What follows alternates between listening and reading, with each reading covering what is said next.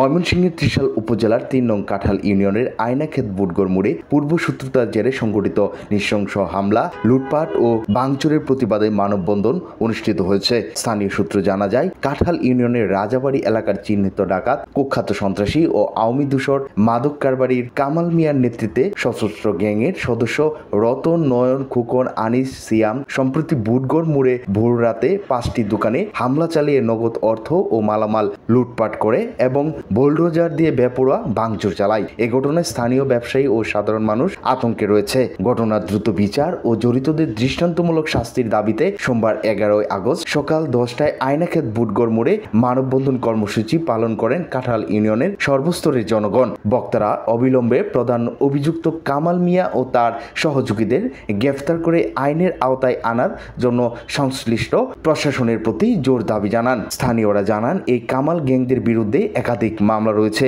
এবং এই গ্যাং দীর্ঘদিন ধরে এলাকায় ডাকাতি, চাঁদাবাজি, সন্ত্রাস ও নানা কর্মকাণ্ড চালিয়ে আসছে।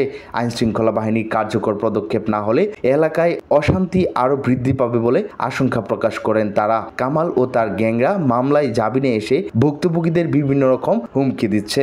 এ বিষয়ে অভিযুক্ত কামাল হোসেনের কাছে জানতে চাইলে তিনি এই বিষয় এড়িয়ে যান। লোকজন দেখতাম, তারপরে আমরা তারা একটু কুদাফাদা করে যে কে ভাঙছে তারা বাড়িতে দাবলাডি নয়নরা আর কামাল ডাহাতরা সবাই আইছে ব্রিটেন সহ হেরিয়া আঙ্গরে জোরান দিছে।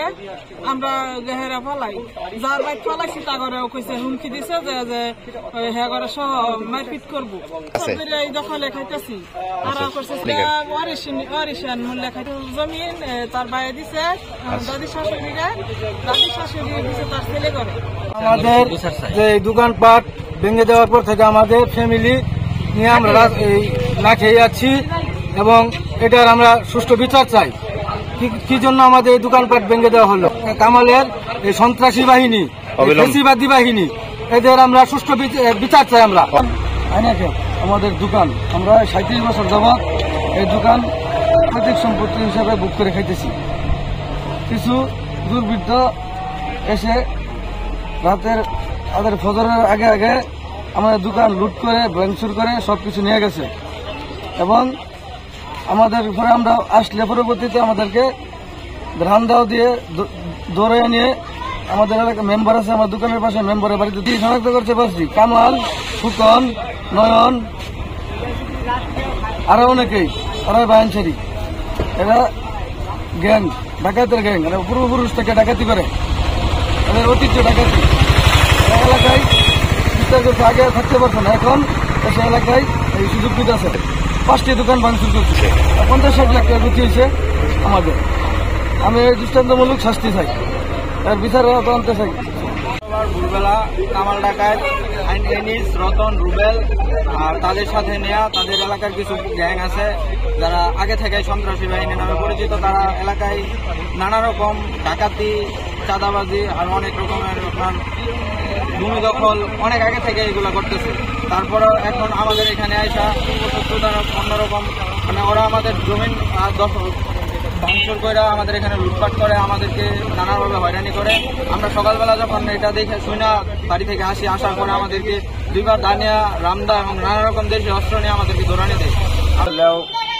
যে ঘটনাটা ঘটছে এটা আমরা আগে যেরকম ঘটনা আমার বয়সে দেখি নাই, এরকম ঘটনা ঘটছে।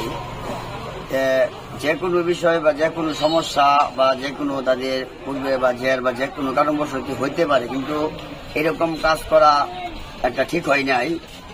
এটা যারা করছে বা যারা এর সাথে জড়িত আছে, এতে ভবিষ্যতে এরকম আরো কোনো ঘটনা এরকম না হয়, হামলা বাড়িতে কোনো ভাঙচুর না হয়।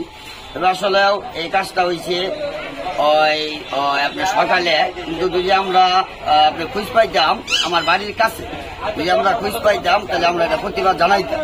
কিন্তু যেই করছে কাজটা অন্যায় করছে, কিন্তু তারা এই কাজটা সত্যি করে না। সত্যি তদন্তের মাধ্যমে বিচার হোক, এটাই বিচার।